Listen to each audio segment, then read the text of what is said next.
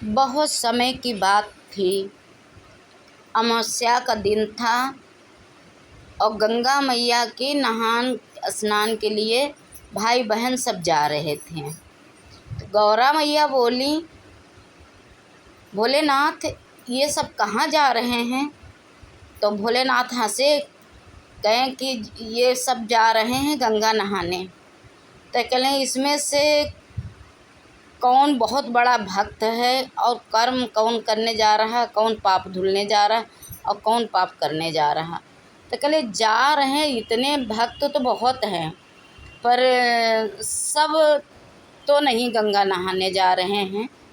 कहले वो कैसे? तो कहने लगे इसके लिए आपको कुछ करना पड़ेगा। तो कहने लगे कि क्या करना पड़ेगा भोलेनाथ?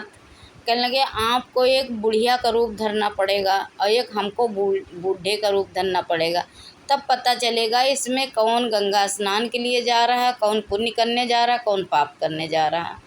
तो कहने लगे अच्छा ठीक है। तो भाई गौरा मैया ने बात मान ली।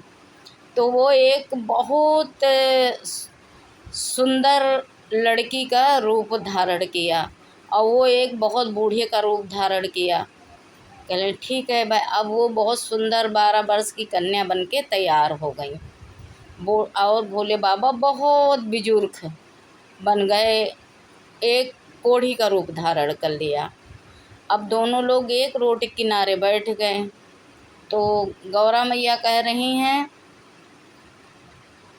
चलो भैया हम कहाँ जा रहे हो?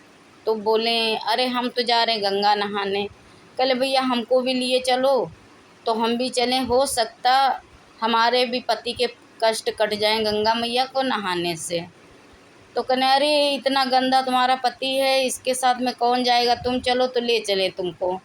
तरह तरह की लोग बातें बनाने लगे, तरह तरह की बातें, कोई हंस रहा, कोई कुछ कह रहा, कोई कह रहा हमारे साथ में चलो, इसको छोड़ दो, कोढ़ी के पीछे कहाँ पड़ी हो। ऐसे कहते तो उनको बहुत गौरा मैया को गुस्सा आया। तो भोलेनाथ ने तो मतलब चुप, उनको हाथ पकड़ लिया, चुप रहो। तो चुप हो गई गौरा माँ, पर क्रोध तो बहुत बढ़ा। थोड़ी देर बाद एक बूढ़े बाबा निकल रहे थे। तो कहने बाबा कहाँ जा रहे हो? तो कहें गंगा नहाने जा रहे हैं। तो कहने बाबा हमको भी लिए चलोगे? तो कहने कि चलो बिटिया तुम भी चल दो। कहले हमारे पति को सहारा दे देना तो हम लिए चलेंगे। तो एक इस कंधे एक उस कंधे पे दोनों लोगों ने सहारा उनको दिया और बाबा को चल पड़े। तब जब गंगा जी के पास पहुँचे तो वहाँ अपना स्नान किया और बाबा ने भी स्नान किया। जब स्नान करके खड़े हुए तो गौरा मैया भोलेनाथ एकदम अपने रूप में आ गए और बाबा देख के चकित हो गए, उनके शरण में गिर गए। अरे आप बाबा! तो इस तरीके से गौरा कहने लगी समझ में नहीं आया? कहले समझ में आया गौरा। कहले हाँ समझ में आया कि इतने लोग थे, किसी ने सहारा नहीं दिया, तरह तरह की बातें बोली और ये बूढ़े बाबा जो थे हमको सहारा दिया। बूढ़े बाबा के सर पे हाथ धरा, कहें शुभ मंगलमय हो, आपका धन्य हो जीवन और आपकी यात्रा सफल हो।